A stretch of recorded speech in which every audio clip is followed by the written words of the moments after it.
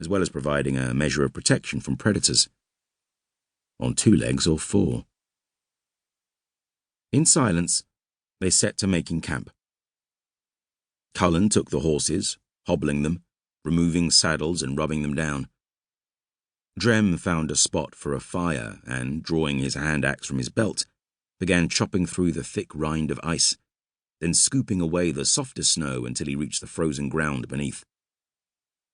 He gathered stones, chopped kindling from a dead lightning-blasted oak, and prepared a small fire.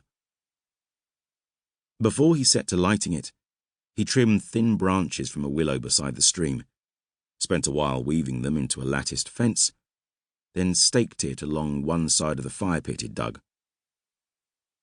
A screen against any eyes that might be following them from the east.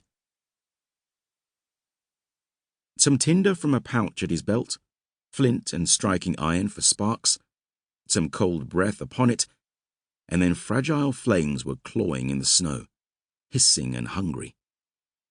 A shaking of the ground made Drem look up, one hand reaching from the bone-hilted sax at his belt. A shadow the size of a boulder shifted within the trees, but Drem's grip relaxed as Hammer, the giant bear, lumbered into their small clearing.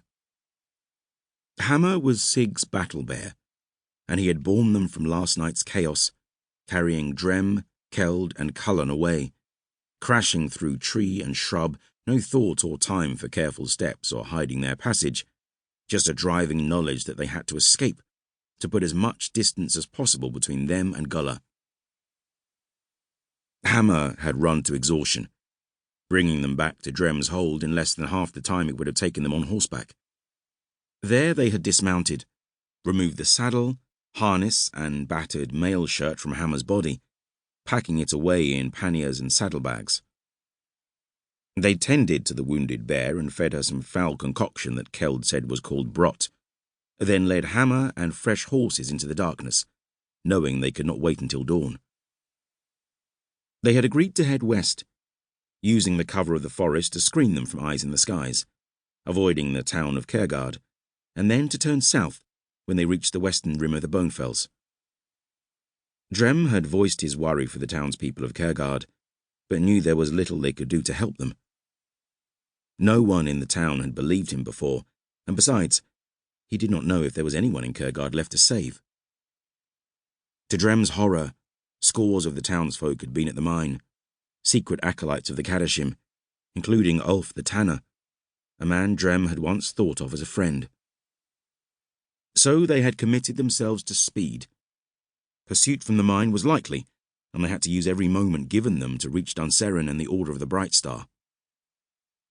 Drem had led, to begin with, his knowledge of the terrain making him the obvious choice to steer them through the darkness.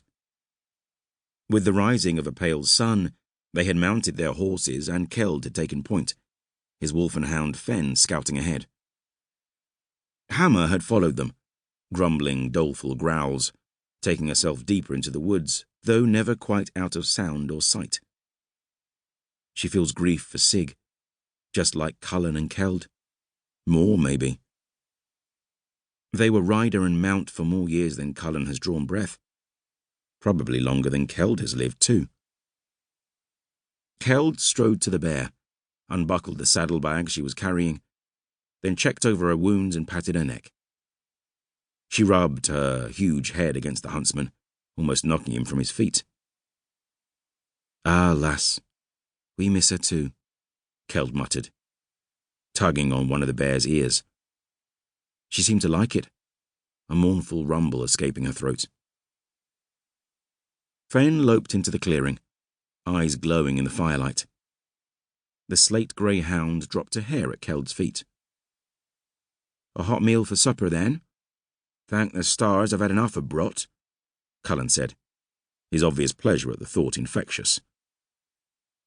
Keld skinned and gutted the hare and set it on spit over the fire, fat dripping and hissing. A flapping of wings came from above as a white crow descended from the branches, landing on Cullen's shoulder. "I was wondering where you were, Rab," Cullen said to the crow. "Rab, watching, protecting friends," Rab squawked. Then a hot